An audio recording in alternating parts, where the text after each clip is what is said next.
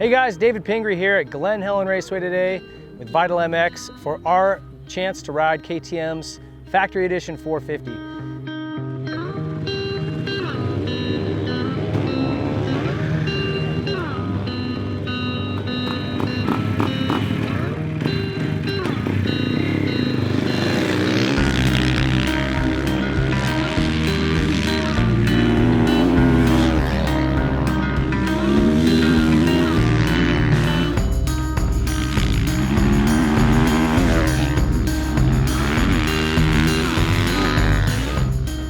If you're looking at this compared to the standard model, you get an Akrapovic slip-on muffler. They've got an orange anodized wheel set with orange nipples, an orange sprocket.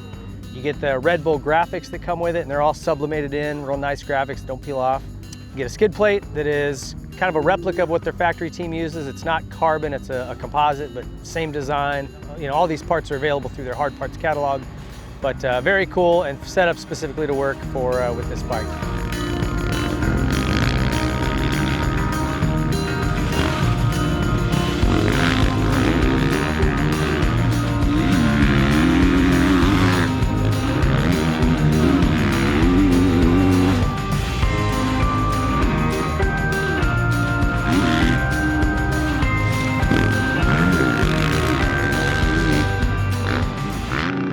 How does this work on the track? It's pretty awesome, to be really honest with you.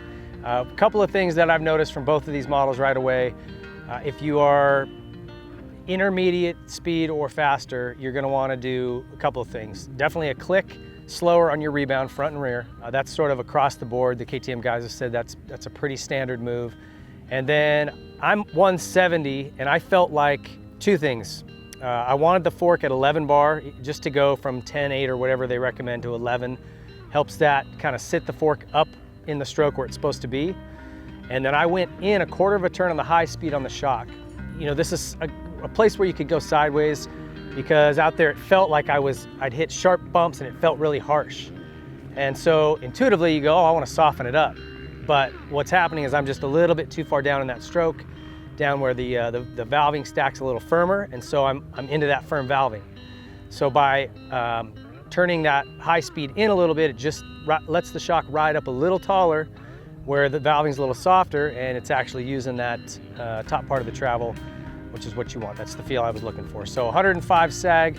I left the low speed clickers alone. I did one slower on the rebound on the shock, and I went a quarter turn in on that high speed, and that thing was working great for me today. The fork, we did one slower, and I went one click softer on the compression, and that was it. Really, really comfortable with that. I went to 11 bar, and that was a really nice balance for me.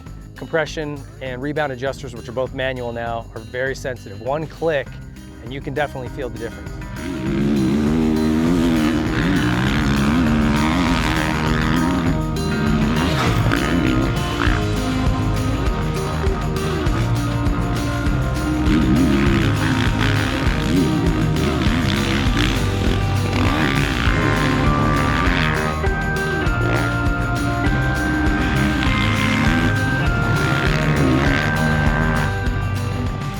I went through the maps again like I do on these. I found one map 1 is standard, map 2 is aggressive.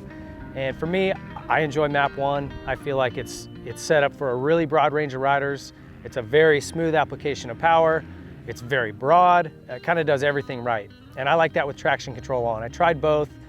And again, just sort of cleans up some of your mistakes. If you get on the throttle too hard and it breaks loose, that will kind of shut it down and just keep the back end underneath you. So I like that. It also has the launch device, which comes with this model, and the launch control on the bar. You just hold both buttons down, and it limits your RPMs as you come off the gate. So really, really a well-rounded package. Just once we got the balance set up with that fork and shock, I felt like this is a race bike that I've been riding all year. Just really comfortable on it. I could go out there and ride, 20, 30 minutes today, and I'm not even in good shape. But just the bike is so comfortable, it just was really easy for me to ride. I had a blast on it. The ODI grips are incredible. Really, really good lock-on grips that come with this. The bar bend is good. The brakes are awesome. There's really not a whole lot of complaints about this thing. The seat, that gripper seat, works really well, kind of holds you in place on Glen Helen's big hills. So just a lot of little things about this bike that add up to making it a really nice race bike. And again, I tell people, look, go you know, add up the cost of all these parts if you were gonna go buy them on your own versus the cost of what these factory editions are, and you do the math. But I think it's a pretty good deal. So we had a ball on this bike, and really, it's crazy how far we've come in terms of just manufacturers producing a bike you can take off the showroom, set some clickers and sag, and go racing. I mean, it's really a race bike ready to go. That's always been their tagline, ready to race, but man, they're living it. So kudos to KTM, really did an awesome job on this factory edition. It will be on dealer showrooms soon, so check them out. Thank you for watching. Thanks for KTM for having us out. See you guys on the next bike intro.